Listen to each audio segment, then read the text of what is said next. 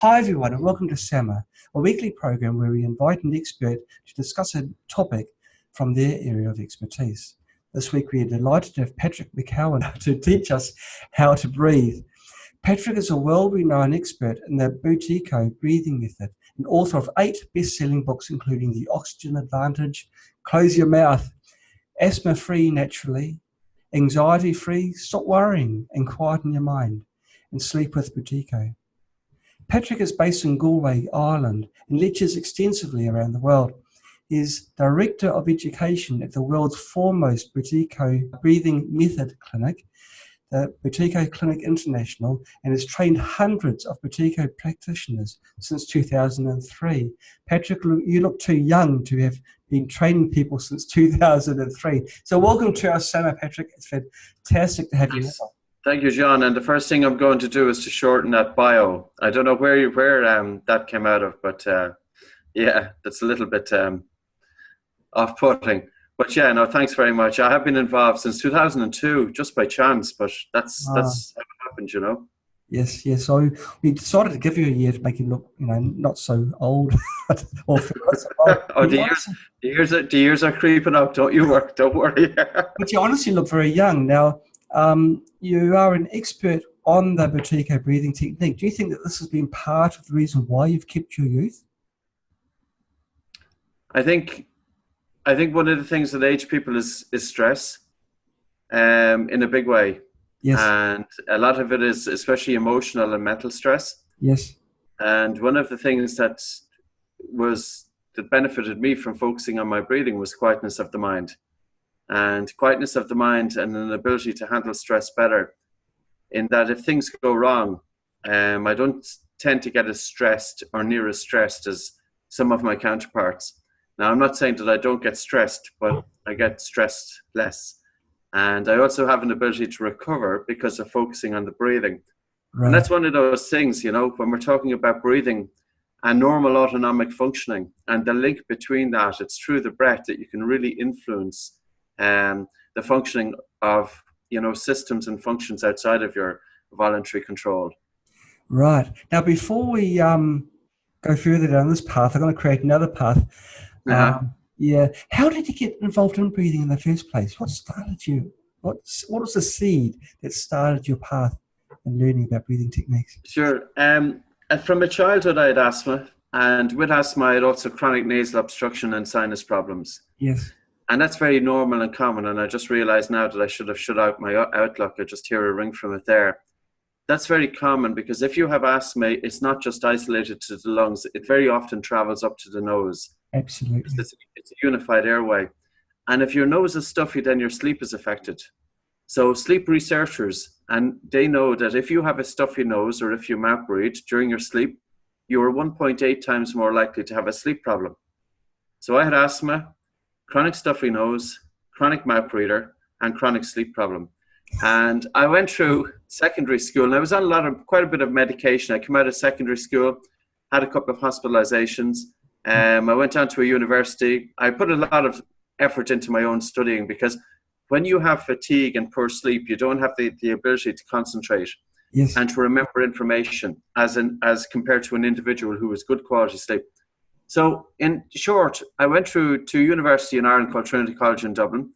I did a degree in economics and social sciences. I came out of that, and I then read a newspaper article about this work of a Russian doctor, and he said 2 things. He said, breathe through your nose all the time and breathe lightly.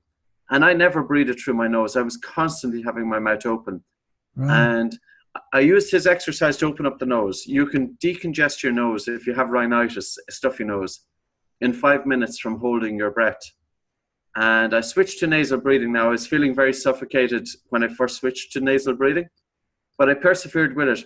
I used paper tape on my lips at night, and I woke up within the second or third morning waking up, I woke up with the best night's sleep ever. Really? So I was in the corporate world at the time because of my degree.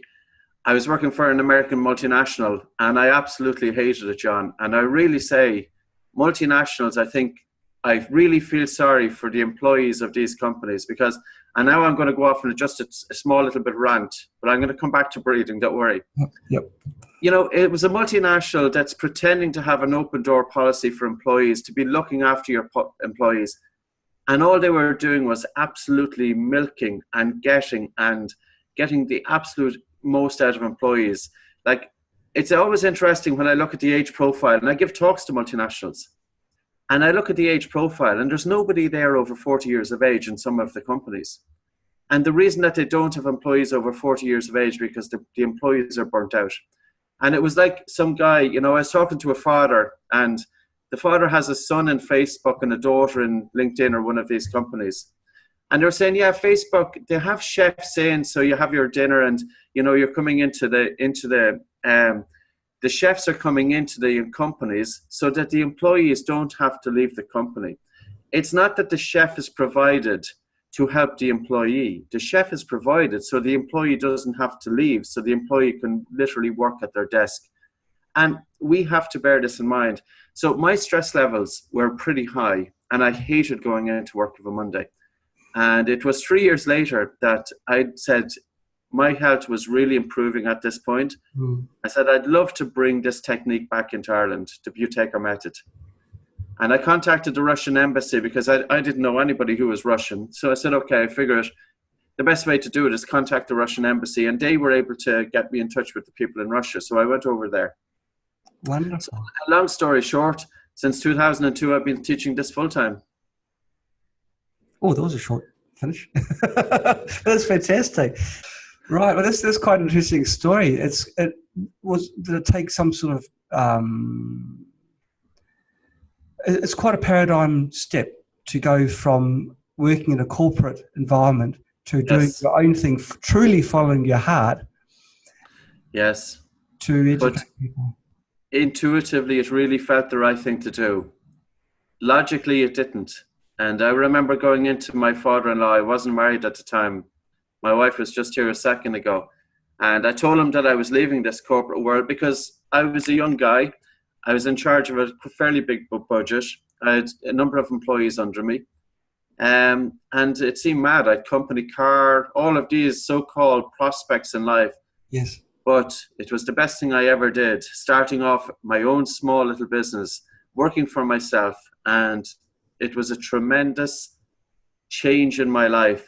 And I found something that I love to do. And it really, really makes a difference. And I'm fortunate. And, you know, I'm always thankful for it because I can only sympathize with people who have to endure 40 years of work in a job that's not suited for them and working under employers, etc. And I'm not saying that all employers are that way. We have our own staff, but, you know, sometimes there's differences, yeah.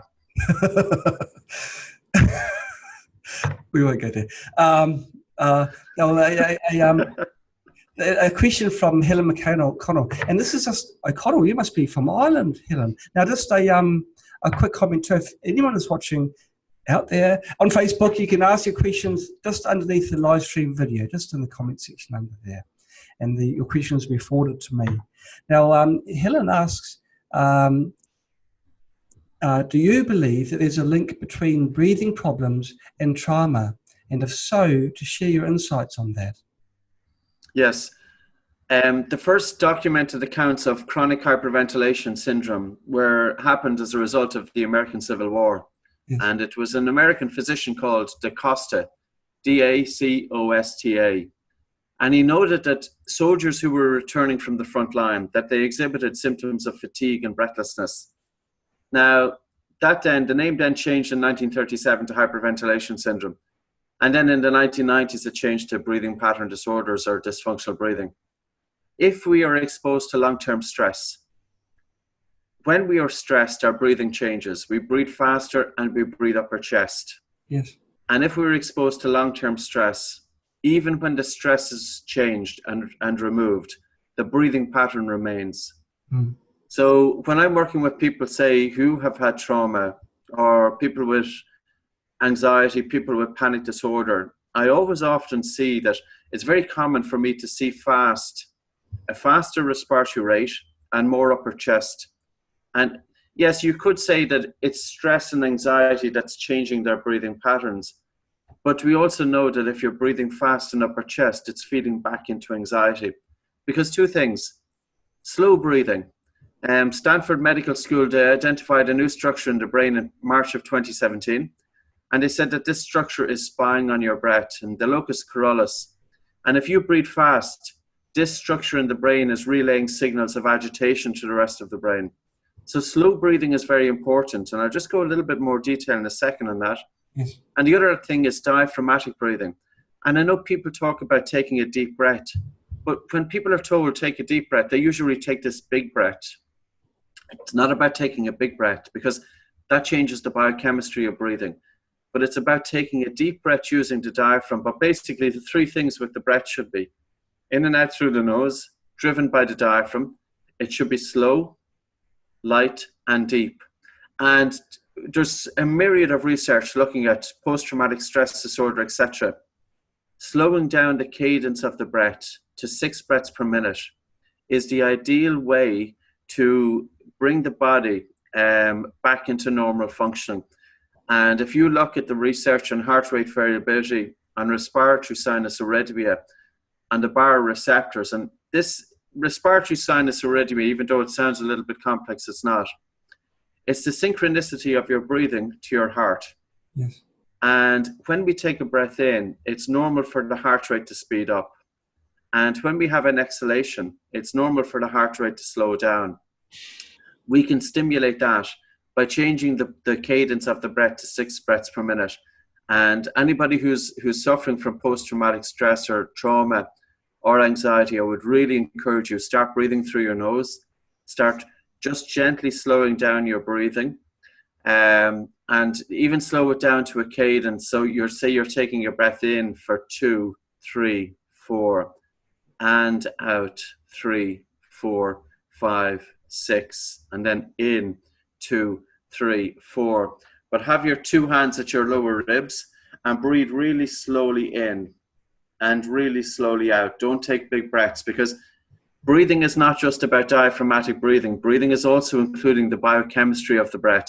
And if you breathe too hard, you get rid of too much carbon dioxide from the blood, and this causes blood vessels to constrict. So don't have the belief that the more air you breathe, the better it is for you. It's not that way at all. Breathing should be light. Now, Helen asks another question that's very interesting. Can proper breathing resolve traumatic reactions as they're happening? In other words, if you're... Yes.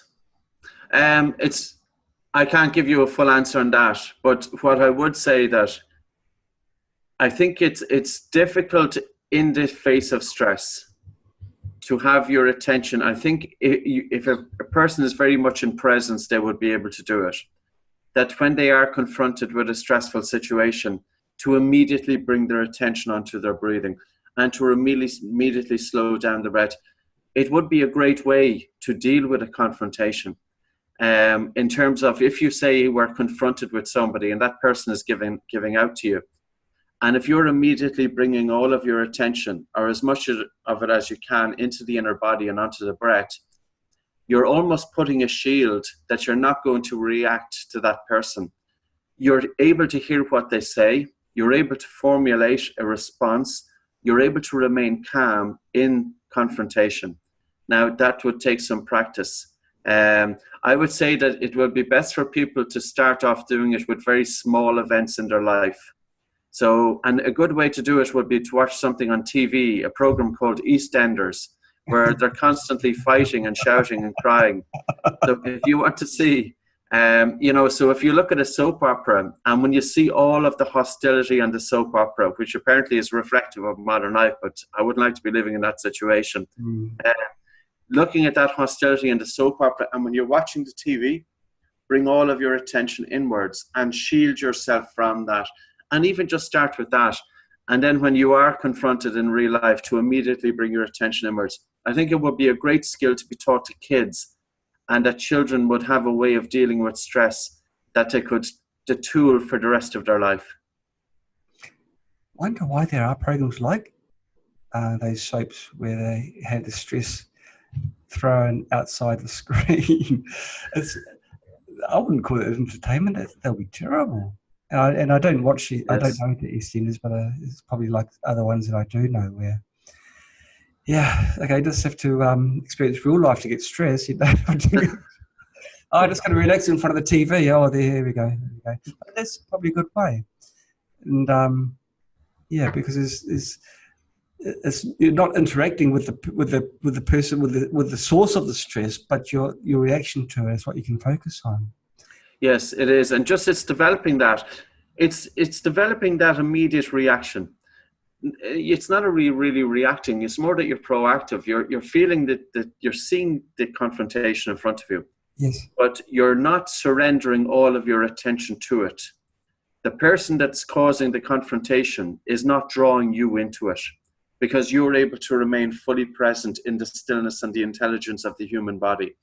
And I know it sounds new agey, but you know, breathing and these things, like 20 years ago when I started this, I started working in this field, it seemed to be on the fringes.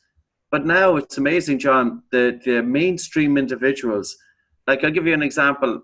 2 weeks ago, I was in Santa Monica and I gave a one-day training. And we had some SWAT members there, Special Weapons and Tactics. And we've trained a couple of these guys as well. And these guys are going into the most stressful situations. And they have to maintain focus, because if they make a mistake, somebody could be shot. That's the reality of it. Yes. These guys have tremendous physical capabilities, because we use the breathing exercises for improving sports performance, but also focus of the mind. And the other thing that we look at with them is their sleep. And while we had SWAT guys there, we also had MMA fighters. We also had CrossFit members. We had yoga instructors. And, you know, it's amazing that you have a collective body of people who now, breathing now, they are embracing breathing because it's the application of it. You know, we're doing recovery. We're talking about recovery. We're talking about stimulating altitude training. We use breath holding to drop the blood oxygen saturation, to disturb the blood acid-base balance, to improve buffering capacity. And all of these things are done through simple breathing techniques. And it's important that people understand the science behind breathing. There's a lot of people who talk about breathing and they don't understand the science behind it. And all I'd say is, if you want to improve oxygen delivery to your cells, and if you want to improve vasodilation, if you want to improve your blood circulation, I'll even give you an exercise here that you could be trying. Okay. So if you were to put one hand on your chest, and just put one hand on just above your navel, and start focusing on the airflow coming into the nose, and focus on the airflow as it leaves your nose, and focus on the airflow coming into the nose, and focus on the airflow leaving the nose. And then start really slowing down the speed of the breath coming into the nose. And at the top of the breath, bring such a feeling of relaxation to the body that you have a relaxed breath out. And take a very soft, slow breath into the nose. And at the top of the breath, you bring such a feeling of relaxation to the body that you have a relaxed breath out. The objective is that you're taking less air than what you need. So what I would like you to do is gently soften your breathing to the point that you feel air hunger. And check what happens to your blood circulation. Can you influence your body temperature? And can you influence also your autonomic nervous system? Not by taking the big breaths that's commonly espoused. I want people to try doing the opposite and see what happens. When you really slow down your breathing to the point that you're taking less air than what you need, to the point that you're feeling breathless, carbon dioxide increases slightly in the blood. And as carbon dioxide increases, your blood vessels dilate. So don't have a belief that the more air you breathe, the more oxygen is going to be delivered to your cells. It's not true. If you take big breaths in and out, you feel lightheaded because your blood vessels are reacting. They're constricting. So your blood vessels constrict when you breathe hard. It's counterintuitive, isn't it? So it is. Yes. And, you know, this is not new stuff. Back in 1904, Christian Bohr was a Danish biochemist, and he discovered the importance of carbon dioxide in the blood, that the release of oxygen from the red blood cells is dependent on the presence of carbon dioxide. But yet, I have to say, and I'm not going to target specifically the entire yoga industry, but I am going to say, how many yoga instructors tell their clients and students to take full, big breaths or breathe hard, because this breathing hard is not increasing oxygen uptake. We use pulse oximetry all the time. We're measuring blood oxygen saturation. It's a very simple device. I don't have one just at hand, but it's a very simple device. And you will see with normal slow breathing, your blood oxygen saturation is 95 to 99%. It's already fully saturated. And if you breathe hard, you don't increase the oxygen uptake by hemoglobin because it's already almost fully saturated, but the hard breathing gets rid of carbon dioxide.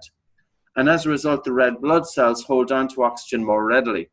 And that's called the Bohr effect, B-O-H-R. And I'll give you a story. We had there was a woman in Seattle. Her name is Robin Rottenberg, and she's a yoga instructor for 30 years. And she'd be fairly well respected in her field of yoga. And she developed, I think it was chronic fatigue or sleep apnea and asthma about 5 or 6 years ago. And she was using her yoga practices, but her yoga practices were inclusive of taking bigger breaths. Yes. So she came across the Buteyko technique, which is pretty much saying the opposite, but it's not saying breathe shallow. People often confuse that, and I will talk about that later. So she applied it, and she was able to make a dramatic recovery in her health. So she came over to Ireland. She stayed with me for a couple of weeks doing our training, and then she went back to the States, and she got a fairly big book publishing deal.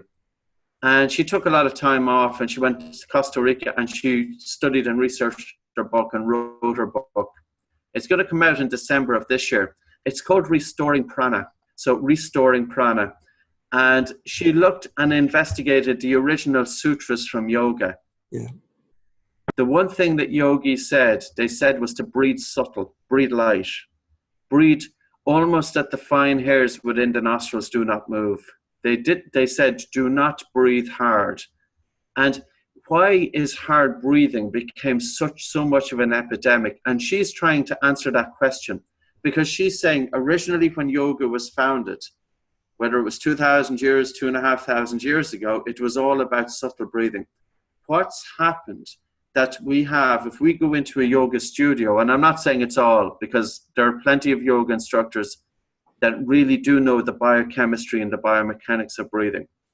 But if I would go into a yoga studio, if I could hear people taking these big breaths inside that yoga studio, I would really ask the question, does the teacher understand fully the biochemistry of breathing?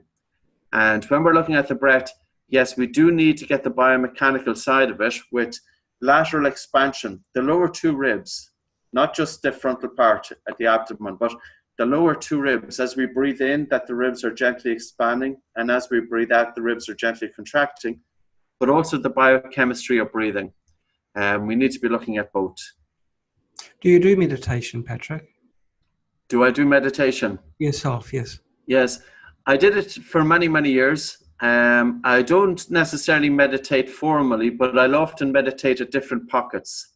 So I don't make a practice of religiously now doing it, but I will say this.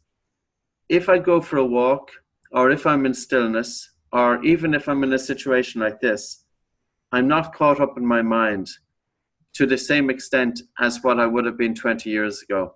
That I often make it a habit of periodically throughout the day to bring my attention out of my mind into my body. I'm not very good at formalities, but I like to try and bring the approach into my way of life, and it has worked pretty successfully for me. You know, I've seen people meditate, and they'd meditate for a half an hour in the morning, and they would be nuts for the rest of the day. Whereas I think it's much better. Bring meditation into your life. And what is meditation? Only you're taking your attention out of the mind into the body, or out of the mind into the present moment, that we're communicating with life through our senses, as opposed to be fully stuck in our heads. And that's the way I was for 20 years, John. I think education, it teaches us how to think. It teaches us how to analyze, to reason, to break information into tiny pieces. And it's training the mind how to think. But if you train the mind how to think, we also must train the mind how to stop thinking. We're teaching children how to think, but we are not teaching children how to stop thinking. And I'm not talking about stopping thinking like being a vegetable. I'm talking about being selective about the thought processes that we are going through our minds. As humans, we have an innate capacity to think, but most of our thoughts are not productive thoughts. I think psychologists estimate we have about 70,000 thoughts per day, and 90% of them are repetitive and useless. And yet we never stand back and ask, what am I thinking about at this moment? What's going on in that mind of mine? And I'm not talking about doing a PhD on thoughts and on the minds, because that's gone into academia. I'm talking about tasting the mind. I'm talking about observing it and, getting a realization of the effect that your thought processes are having on you, and also that you have the capacity, once you become aware of your thinking, and once you start becoming aware of your unproductive thoughts, that you're able to bring your attention more readily out of the mind onto the breath, or out of the mind into the present moment. The mind is, everything we perceive in life is filtered through our minds. And yet nobody has shown us simple techniques of how to become more in control of the mind. Are we in control of the mind, or is it the mind in control of us? And again, these things, you know what that is? It's a mind control device. I was just about to say that. And the thing that we're both looking into now, they're mind control devices as well. Yes, these are amazing devices for mental health. Watch this space. We already, in terms of the distraction, it's absolutely unbelievable how internet technology, and it has been very positive in our lives as we were able to use it here, that we can reach out and we can share information. But the downside to that is the distractions, the alerts, the text messaging, so much overload of information. And the mind is losing its capacity to concentrate. And if you Google this study that was published first in 2002, it's called the Goldfish Study. You've probably heard about it. But Microsoft, they looked at the attention span of 3,000 Canadians in 2002, and they found that the attention span was 12 seconds. And I'm not saying that Canadians have a bad attention span. Well, we've heard in other countries are 20 seconds, but carry on. But they repeated the same study in 2012, and they found that the attention span had dropped down to 8 seconds. Oh, gosh. And they call it a goldfish study because a goldfish has an attention span of 9 seconds. Now, here's a 25% drop in our ability to hold our attention on a specific subject for a period of time. And if our ability to hold our attention is reducing, it means that the repetitive and incessant thought activity of the mind is increasing. And if we have a lot more repetitive thoughts coming into the mind, and the mind is being trained to be distracted, it means that stress and anxiety is going to increase with that. Because individuals who are in a state of stress or chronic stress and chronic anxiety, they have a lot of thought activity going through their mind. And are we training the next generations to be so distracted that their stress and anxiety is going to go through the roof? Really watch this space. And I think this is where breathing is going to come in, because breathing is the one thing. You take your attention out of the mind onto your breath. You're training the brain to hold its attention on the breath for a period of time, and you're able to counter some of the negative aspects of, social media, etc. Now, I'm not saying it's easy, but what I'm saying is it's making a concerted effort. And I knew that I was getting frustrated with it when I started out, because I had such a tendency to think. And when I would focus on my breathing, my mind would wander. And I would focus on my breathing, my mind would wander. And that's normal. But as you continue to practice it, the ability improves. It's almost that you're training a muscle in the brain. And if I'm giving a talk to, say, 500 or 400 people, before the talk, I will bring my attention into my part of the brain to bring myself into stillness. And I'm more likely to go in and give the talk in a focused and concentrated manner.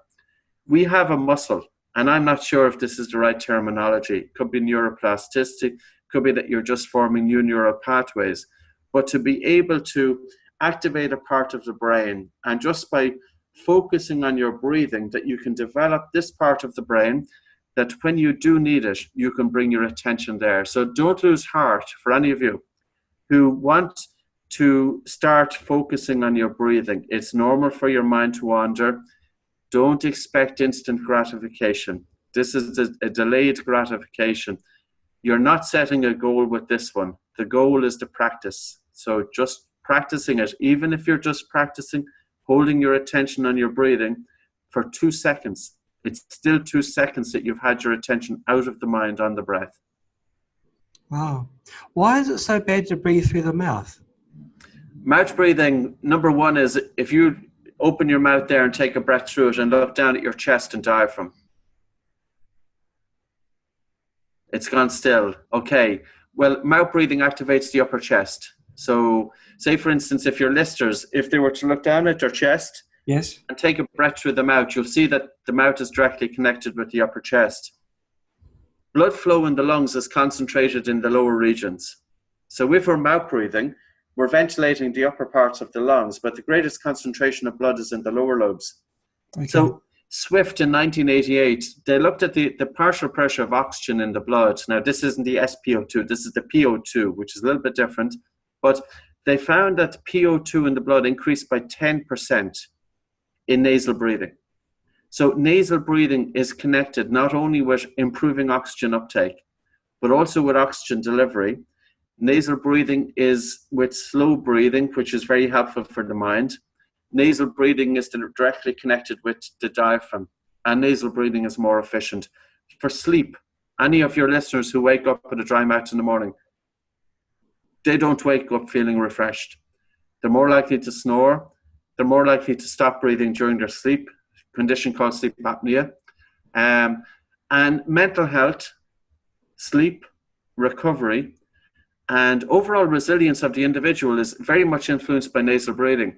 And with children who mouth breathe are more likely to develop craniofacial abnormalities, including crooked teeth, larger nose size, as you see, bent nose because my jaws aren't forward enough in my face, because it's the tongue in the correct resting position that's driving the development of the growth of the face forward. So we have to think of the tongue as the scaffolding for the roof of the mouth. As mouth breathers, our tongue drops because we're breathing through the mouth, so we can't have the tongue resting in the roof of the mouth. And as a result then, it's the pressures exerted by the cheeks and by the lips on the face that are causing the face to grow in length, but also to jaws to be set back, and then we have smaller airways. So I have a very poor airway as a result of the anatomical changes that took place from mouth breathing during childhood. And we also know that mouth breathing children are more sleepy, and if we're sleepy, we're more at risk of attention deficit hyperactivity disorder because of the connection there, and also 10 times the risk of learning difficulties. And I can send you on some papers. You know, the main doctor in sleep medicine was a doctor called Dr. Christian Guilleminault. And he coined the phrase obstructive sleep apnea back in the 1970s. Now, sadly, he passed away two weeks ago, or about 3 weeks ago. But since 2015, he has been writing papers about the critical importance of nasal breathing in pediatrics. And I talk to dentists and I talk to medical doctors, and I gave a talk to ENTs, ear, nose and throat consultants, in Madrid earlier of this year. And I explained that children are having tonsillectomy and adenoidectomy very commonly because to help with their sleep. These children, they may have enlarged adenoids, which is at the back of the nose, and as a result, they're not able to nasal breathe. And if they have enlarged tonsils as well, they're more likely to be stopping breathing, and the children have very fragmented sleep and they're waking up exhausted. The children don't grow to the same extent, they don't develop. The surgeons are removing tonsils and adenoids, but they're not restoring nasal breathing. And it was Dr. Guilleminault said, if you remove the tonsils and adenoids of kids, it's only short term. There's a 68% chance of relapse within 3 years unless nasal breathing is restored. And I gave that talk, and we had 150 ENTs, and I showed them the nose unblocking. And of course, they found it, some of them, I could know by their reactions in the audience, they found it amazing. there are doctors working with the nose, and they weren't familiar with how do you decongest your nose by simply holding your breath. Written about since 1923. But I also told them, I didn't tell them, but I brought it up. It's not, if you fix the nose, it doesn't mean that you automatically breathe through it. Because if a child or if an adult has been mouth breathing for more than 6 months, they've developed a breathing pattern disorder. It's not just about fixing the nose, it's also about breathing rehabilitation and breathing retraining. Otherwise, it's a waste of time. Hey, can we talk about this unblocking technique now? We've talked about it twice. Yes, of course, yeah. So don't do it if you're pregnant. I know you're not pregnant, John, but if any of our females are pregnant, or if people have high blood pressure or any serious medical complaints, don't do it. But it's very simple, and it's a very normal thing to do. It simply is involving holding of the breath. So you take, well, first of all, you can check which side of the nose is blocked. So block one nostril, breathe through it, and block the other nostril and breathe through it. And you'll notice that one nostril is more blocked than the other. That's normal. So take a normal breath in through your nose and normal breath out through your nose. Pinch your nose with your fingers, hold your breath, and gently nod your head up and down for as long as you can. And keep holding your breath. Keep holding it. Keep going. Keep holding your breath until you're really struggling for breath. Then let go, but breathe in through your nose. And it's clear.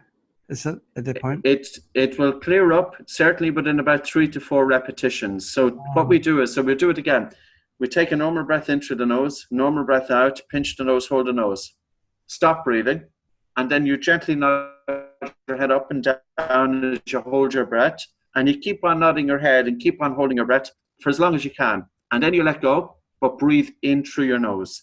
Make sure to breathe in through the nose because there's a gas called nitric oxide that's after accumulating in the nasal cavity. And we want to bring that nitric oxide into our lungs.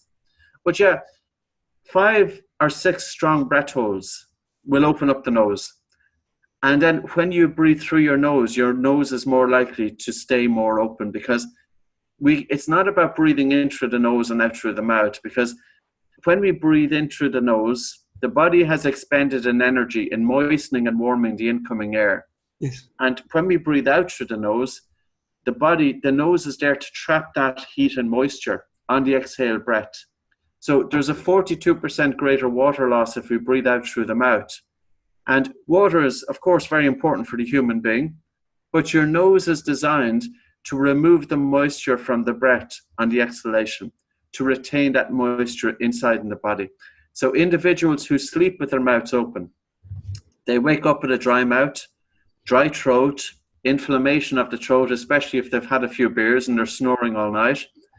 Increased snoring as a result of mouth snoring. You know, the soft palate at the back of the mouth. Yes.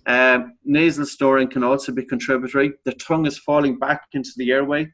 Yes. The person is having fragmented sleep. They're more likely to go to the bathroom and they're waking up tired in the morning.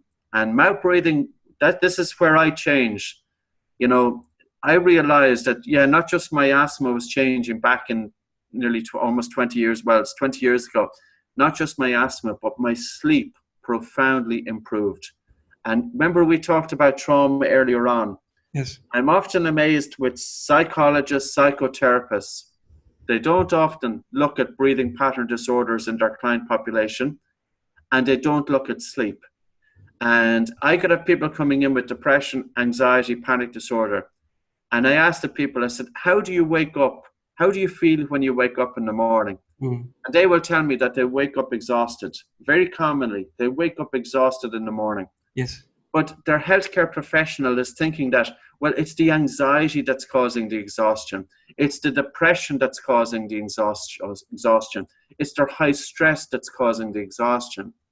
But then I'm wondering, is it the exhaustion that's causing the anxiety? Is it the exhaustion that's causing the depression? Is it the exhaustion that's contributing to the high stress? Right. Because unless you've got a good quality and a deep, deep sleep, you are not going to recover as quickly. We really need to get quality of sleep. And what I mean is completely dark bedrooms. Like I'm in a hotel room at this moment and the light switches emit this light, and it's no exaggeration. I got up last night and I taped over the light switches.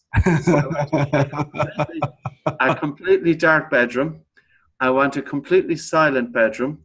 I want an airy bedroom. I don't want to be looking into these devices, you know, late at night. Yeah. But I also want to have my mouth shut, and I tape up. You still do that? You still do Still that? do it 20 years later. Now, I don't have to, by the way, but I developed a crutch with it. So it was night and day for me, literally, when I switched to nasal breathing and using just paper tape. I was getting it in the chemist. Now there's products in the market, of course, and I'll give you a story of where we're coming. That people used to think we were totally daft taping our lips. Well, you would have looked the sight, wouldn't you? Did anyone take any photos of you as you're sleeping? Well, people would say, well, how did you get married? How did you have a romance life when your mouth taped up every night? That was my next question, but we can answer that in YouTube. But the only thing is, like, if you have your mouth taped up, you're less likely to be talking during your sleep. Yeah. But also, you're less likely to be snoring. Yes. And you're less likely to be having sleep apnea. So, and the other thing is, you've got better circulation. Like, for years, I used to have cold hands, which is very common, and cold feet. So you jump into bed, and of course your partner is moving the other side. So you're not going to be wrapping your hands around anybody if they're freezing cold. So get your mouth closed. And also for the male, it's very important that the man nasal breathes. And I won't say too much because I won't be too crude on it, but nasal breathing, the man should wake up happy every morning, literally. So in terms of the nose and erectile dysfunction, there is a connection there. We don't know, is it because of nitric oxide? Like, there's a gas that's emitted into the nasal cavity, and that gas is the same gas that plays a role in Viagra. Yes.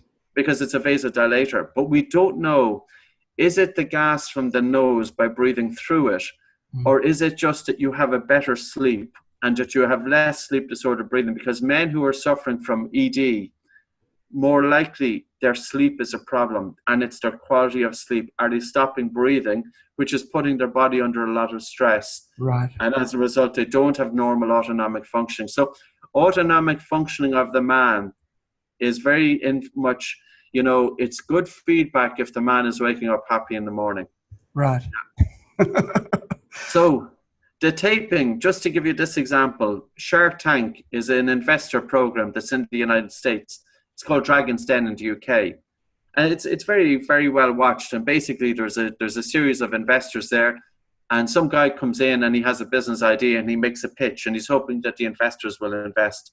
Well, two doctors, they developed a tape called Somnifix, and they approached Shark Tank in the United States, tape for them out. And Mark Cuban, I think, he invested $500,000 for a 20% stake in the company. So he valued this mouth taping company at $2.5 million. Now, we were the ones who have been telling our clients to do it for 20 years. And I suppose my biggest regret commercially, because I'm so bad at business, was that I didn't come up with a tape for the mouth. But it shows you where it's going, because people are now realizing the impact of nasal breathing during sleep. Never wake up with a dry mouth in the morning. Well, I guess you wouldn't need to use special tape, would you, for your mouth? 20 years ago, you would have used something very simple, maybe sellotape, or what your wife normally puts over your mouth to help you clear. You can go to a chemist and you can pick up a simple tape. It's called 3M 1-inch micropore tape. Just ask the pharmacist for 1-inch paper tape. And all you're doing is taking off a strip of about 10 centimeters or 6 inches. Yeah. And just fold a tab either side of it. Make sure your lips are together, and to put the tape across the lips. Now, don't use it in kids. Don't use it if you've been using alcohol, or if you have a tummy upset. So for children, we are developing a tape for kids, but we cannot cover the mouths, just in case there's too much of a high risk if the child got sick.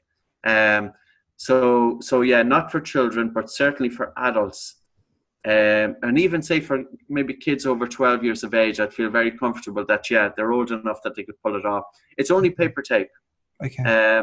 But it's amazing. And, for parents, I'd say just keep an eye on your children if they're breathing through the mouth. During the day, we do encourage parents to put a piece of paper tape across the lips of the children during the day. And it's not to keep them quiet, but it's just to establish neuroplasticity. We want the brain to connect the nose with breathing. So whenever the child is watching TV, that they're there with their mouth hanging open, just is get the child to wear the paper tape for maybe 20 minutes, a half an hour per day, and do it, for most days, just to try and make sure that you get that connection. And do your research on this. Mouth breathing and the effect on children has been known since 1909. Dental Cosmos is a dental journal, and it wrote about the effect of mouth breathing causing crooked teeth. Children are unattentive in school. They're waking up with a headache. They're dull and unexpressionless. Like, it changes the shape of the face as well. It's really important that we get the message out there of the importance of nasal breathing, because I have to say, most doctors and most dentists are unaware of it. But there are some dentists who are really getting behind it. I just gave a talk for 2 days to 58 dentists here I'm in Singapore now, but I just came from Sydney, and before that I was in Surfers Paradise, and gave a talk to 58 dentists there, because the dentists now are really getting involved with sleep. And sleep and nose breathing go hand in hand. Wow. You talked before about breathing shallow breaths. Is there a way, your interpretation of the word shallow may be different to other people's? Is there a way that people can know what is the correct amount to breathe in, the volume of air to breathe in? Yeah, shallow breathing, well, the exercises, when I'm teaching breathing exercises, I will give a series of breathing exercises to cause the person to breathe shallow. In other words, I will have them breathe so light, so little air. And the reason being is what I'm doing is I have some exercises where I want to change the biochemistry of breathing. I can say one of the exercises might be is to breathe in a half an inch of air, breathe out a half an inch of air, breathe in a half an inch, breathe out. And that's literally just to increase carbon dioxide in the blood, to reduce the body's sensitivity to the gas, because it's carbon dioxide that stimulates your breathing, not oxygen. Okay. We don't breathe to bring in oxygen. The stimulus to breathe is carbon dioxide. And if we have a strong response or a strong sensitivity to carbon dioxide, it means our breathing is heavy. And if our breathing is heavy, we get disproportionate during exercise. So I want to change the individual's biochemical sensitivity to the gas CO2. And, if you look at the work of, say, Italian cardiologist Bernardi, and he's since retired now, but he's about 500 papers published on PubMed. And he used to see that his patients with chronic heart failure, that they had exercise intolerance and they had a lot of exertional breathlessness. So they weren't comfortable doing physical exercise. And many doctors will say, well, the person's heart is not functioning the way it should be, and as a result, they are more breathless. But he asked the question, is it the biochemistry of their breathing that has somehow changed here? And how about if I change the biochemistry of the breath? And that's what we do with people with asthma, people with anxiety, people with panic disorder, people who, even athletes, who have dysfunctional breathing patterns. They're gassing out too soon. They've got increased muscle tension, increased muscle fatigue. So, John, back to your question. We do very reduced breathing, which could be construed as being shallow, to change the biochemistry of the breath. But then we also do deep breathing with light breathing to change the biomechanics. And then we bring the two in together. And then we do cadence breathing of 6 breaths per minute to stimulate the bioreceptors or to improve autonomic functioning. So we do isolated shallow breathing, but that's only to change the biochemistry. And the reason being, if I get somebody in and if they're breathing fast and shallow, if I start teaching them to breathe deeply using their diaphragm, but also to slow down their breathing to get air hunger, too many things going on. They're not going to get it. So what I will either do at the start is I'll get them to breathe diaphragmatically. So we look at the biomechanics. And when they have the hang of that, then we will do very reduced breathing to get the biochemistry, or vice versa. Start off with biochemistry and then biomechanics. Right. Athletes. Yes. Wish I was one. Yes. And, you know, I'm not one either, but some time ago, you know, most of my work from 2002 until 2008 was with asthma. And then I was working a lot with people with sleep problems. Yes. And then with panic disorder, because, you know, even with panic disorder, there's a huge gap there. 75% of people with anxiety and panic disorder have dysfunctional breathing patterns. 75%. And unless their breathing is improved, it's only feeding back into it.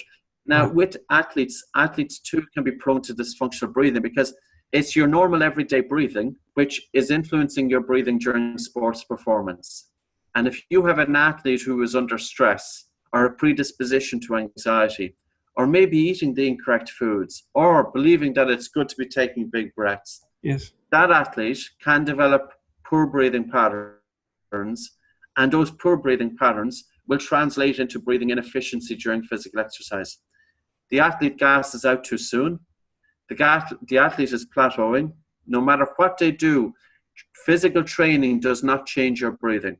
But if you change your breathing, it improves your physical training. So a few years ago, I started working on a book called The Oxygen Advantage.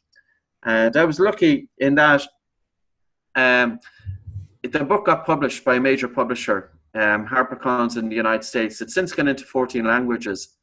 And for health, it's all about Buteyko, but for sports, it's all about Oxygen Advantage. And I found it interesting, you know, when I was giving mindfulness, and I was using mindfulness with Buteyko and giving the courses for a number of years in Ireland. And we had a lot of people come in, about 2,000 over the couple of years. I was always fascinated. 90% of the people coming in were young females. No males. Very few males would come in. Mindfulness wasn't attracting very few men, a couple here and there. And I said, it's men that have the biggest problem with mental health. In Ireland, more men are dying by suicide than females. That females have a better ability to deal with stress and anxiety than men. But where are the men? They're not doing the meditation, or at least they weren't coming in to me to do meditation. So the Oxygen Advantage, it's a specific technique with different there is differences to the exercises, but it's focusing on the breath for improved sports performance to increase resilience. But I'm slipping in meditation in the back door. Okay. So the man that comes in, and in Oxygen Advantage, we have 90% male. And the reason being is because some of the exercises are very tough, that we're doing breath holding, and we're doing running, and we're doing sprinting with breath holding. And we can drop the blood oxygen saturation down to, well, the lowest we've dropped down to is 53%, which happened just about a week ago. But typically we want about 85%. 85% is severe hypoxia. So we can stimulate anaerobic glycolysis to get the body to make adaptations.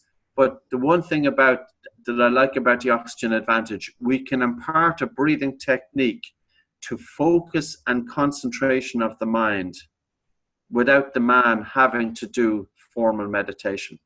And I think it's serving a purpose there. There's a form of meditation which is embryonic breathing, where you don't actually breathe. You don't breathe at all, really. It's you absorb it through your body, your oxygen needs. Have you heard of this? Have you? No, I haven't. It'd be fascinating because if you don't breathe, carbon dioxide is going to increase in the blood as it's coming from the cells. And it's very difficult to sustain a lack of air over a long period of time. And the other thing is, it's not a lack of air. You absorb in from your environment. That's amazing. So it's not coming in through the nose or through the mouth. We're able to take oxygen in. That's incredible. So I don't know anything about it. Nothing. Okay, embryonic breathing. Yeah, because it's before you're born, you're in the embryonic fluid, and you're obviously not using your lungs. All your needs are going through your umbilical cord. Yes. And it's opening up the channels which you used to use for breathing. So yeah, that's amazing. It is. But I could understand it. oxygen is able to come from the mom into the baby, Yes. and carbon dioxide is coming from the baby back into the mother. Mm. So the mother is able to get rid of excess CO2 through her lungs. But in terms of without an umbilical cord, how we can bring in oxygen, we have to assume it's coming in through the skin, and that the carbon dioxide is leaving through the skin. So yeah, I can't get my head around it, but I think it's very fascinating. It'll be the next book, maybe. Now, yeah, it's a new application. As I said earlier on, I'm in this field for 20 years, and the more I'm in it, the more I realize I don't know. Like, it's amazing. The potential is incredible. Now, you mentioned the diaphragm and breathing. Yes. Now, why is it so important to breathe using diaphragm? The diaphragm is not just performing a function of respiration. Diaphragm is also very important for stabilization of the spine. If you think of the spine, you know, it needs something to support it, to prevent it from buckling, especially if, say, for instance, we were lifting a heavy weight. Yes. So it's through the breath, and we want to have a very natural breath in and a very normal breath in, because it's the movement of the diaphragm moving back up to its resting position and then contracting on the inspiration, moving back up to its resting position on the exhalation, that's generating intra-abdominal pressure. Yes. And it's this pressure that's very helpful for stabilization of the spine. It's very helpful in sports for motor control and for functional movement. Because individuals with poor breathing, if you're breathing using the chest and you're shallow breathing, it can create respiratory alkalosis, but basically you're getting rid of too much carbon dioxide because of the fast, shallow breathing. This is inhibiting the release of oxygen from the red blood cells. But also respiratory alkalosis is agitating the central nervous system. So you've got increased brain cell excitability. You've got heightened perception of pain. So, you know, here's the ironic thing. People who are in a state of chronic pain, and even people with lower back pain are very often very poor breathers because they're not utilizing their diaphragm for that stabilization. Okay. And this has been written about by osteopaths Leon Shato, but just more recently, a lot of papers coming out that are published in the International Journal of Sports Physical Therapy in the United States, looking at the impact of this functional breathing. And diaphragmatic breathing is really important for, as I said, movement, stabilization of the spine, helping to prevent lower back pain. And there's also lymphatic drainage there, that the lymph system, the body sewage system, doesn't have a pump of its own. Right. It's reliant on the muscles of the diaphragm by virtue of the movement of the diaphragm that you're pumping lymph throughout the body. And also diaphragmatic breathing means that you're taking the air into the lower lobes of the lungs. And this is where the greatest concentration of blood is. But also when you're breathing through your nose, you're carrying nitric oxide into your lungs, and nitric oxide is redistributing the blood throughout the lungs. Okay. So you've got a better gas exchange taking place. And then finally, your diaphragm is directly connected with your emotions. So researchers like Bordoni, again, another Italian, I think he's a cardiologist, but I think definitely he's a medical doctor. He talks about the connection of the diaphragm to the emotions. If you have upper chest breathing, you have agitation of the mind. And I would say to anybody, look at your breathing and compare that with the agitation of the mind.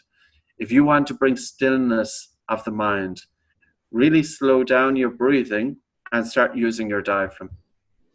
Right. Wow.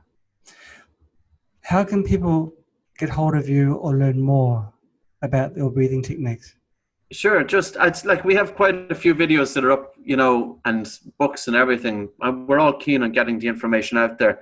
Go to ButeykoClinic.com if you have anxiety, asthma, or sleep problems. So ButeykoClinic.com would be the best one. That's BUTEYKO Clinic.com. And then for sports, it's OxygenAdvantage.com. So improving fitness and performance. Now, we also bring in sleep as well for recovery for the athlete. There's YouTube channels there. I've got a lot of videos looking at the theory in sleep. I've got presentations on anxiety, on sleep, on asthma, My TED Talk will guide you through a couple of the exercises, you know, because I think really it's about getting the information out there. I want to try and impart, coming from being an asthmatic for 20 years, John, and it was not a nice condition. And I was sleep deprived. It's not just that people with asthma, we are tired all the time as well. Yes. And nobody told me to breathe through my nose in 20 years, not one person. And no asthma societies aren't doing it either. I cannot believe, and here is the nose.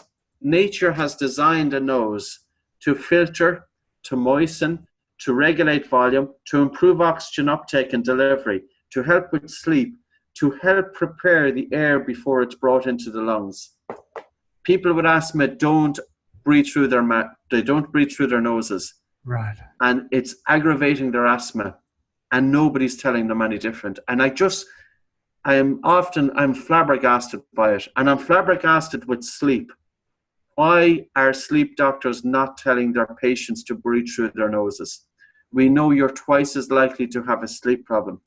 Why are psychotherapists not addressing dysfunctional breathing patterns? And I'm not meaning telling the patient to take a deep breath, because how is the patient interpreting that deep breath? Why are their dentists not teaching children to breathe through the nose? And I'm not going to go on a rant here, but you can see where I'm going with it. So our children's online course is free. If you go to buteykoclinic.com and if you click on children, there's 1 hour course there with all of the exercises completely free. All you do is just put in your email and you get access to it. We made it free a few years ago just to try and impart these exercises. There's exercise on YouTube completely free, and just to try and do it. You know, our motive isn't commercial. Of course, I make my living from this, but my main motive is get the information out there. Fantastic. Now we've got to circumnavigate around this 12-second attention span. I'll let you have the last word, Patrick. If you could put it into one sentence or less, some advice to our friends who are listening, who are watching this video now, what would you suggest to them? Pay attention to your breathing. Breathe through your nose, breathe slowly, and use your diaphragm. Fantastic. Lovely. I've learned so much. I didn't know what to expect from this interview, but it's been fantastic. Good stuff, John. Patrick That's McKeown. good. I told you, breathing is not boring. It's a very exciting topic. No, it's been great. Hey, Patrick, thank you so much for coming to our show. You're very welcome. For accepting our begging for you to come on. Have a fantastic day, and thank you, viewers, for watching. And we'll see you all next week. Bye-bye.